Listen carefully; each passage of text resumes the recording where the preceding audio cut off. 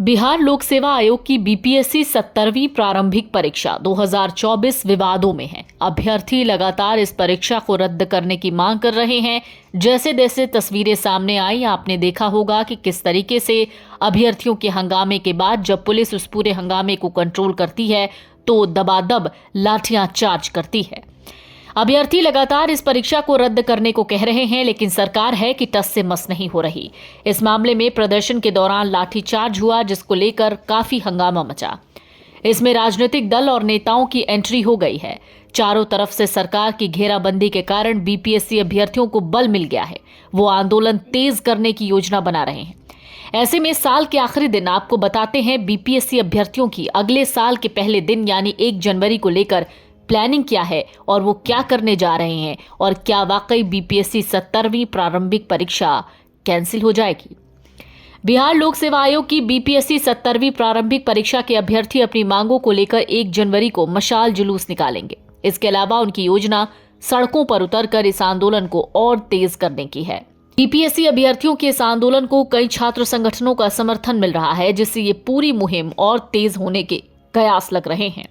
यही नहीं, बीपीएससी अभ्यर्थी 3 जनवरी को मुख्यमंत्री नीतीश कुमार का घेराव करेंगे। इसकी भी रूपरेखा तय की गई है। बीपीएससी अभ्यर्थियों की मांग है कि इस परीक्षा को निरस्त किया जाए और बीपीएससी की परीक्षा नए सिरे से कराई जाए। बीपीएससी परीक्षा को लेकर हो रहे विवादों पर लाखों अभ्यर्थियों की नजरें हैं। बिहार लोक सेवा आयोग की 70वीं प्रारंभिक परीक्षा के लिए 4,83,000 उम्मीदवारों ने आवेदन किए थे, लेकिन परीक्षा में तकरीबन 3,80,000 अभ्यर्थियों ने हिस्सा लिया। प्रदेश भर में कुल 912 परीक्षा केंद्र बनाए गए। ऐसे में ये परीक्षा मान्य रहेगी या एक बार फिर से नए सिरे से होगी।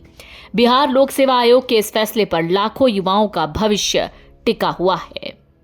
लेकिन अब सवाल ऐसे में यह है कि क्यों नहीं रद्द हो रही है 70वीं संयुक्त प्रतियोगिता प्रारंभिक परीक्षा। इसका भी जवाब सुन लीजिए।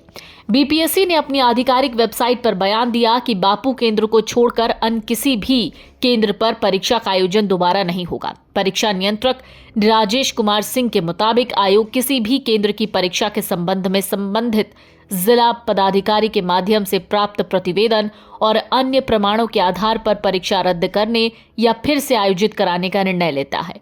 उन्होंने कहा 70वीं संयुक्त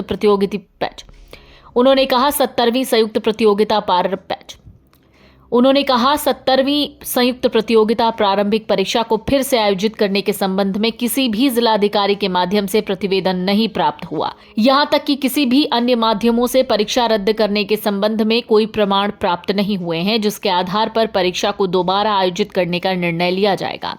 उन्होंने कहा बापू केंद्र के संबंध में पटना जिलाधिकारी से प्राप्त प्रतिवेदन और वायरल वीडियो और अन्य प्रमाण के आधार पर इस केंद्र की परीक्षा को रद्द करने और फिर से आयोजित करने का निर्णय लिया गया। परीक्षा नियंत्रक के अनुसार बापू केंद्र को छोड़कर अन्य किसी भी सेंटर पर दोबारा से परीक्षा का आयोजन नहीं होगा। अगर आप ये वीडियो YouTube पर देख रहे हैं तो हमारे चैनल को सब्सक्राइब कर बेल आइकन दबाएं, और Facebook पर देख रहे हैं तो हमारे पेज को लाइक करें।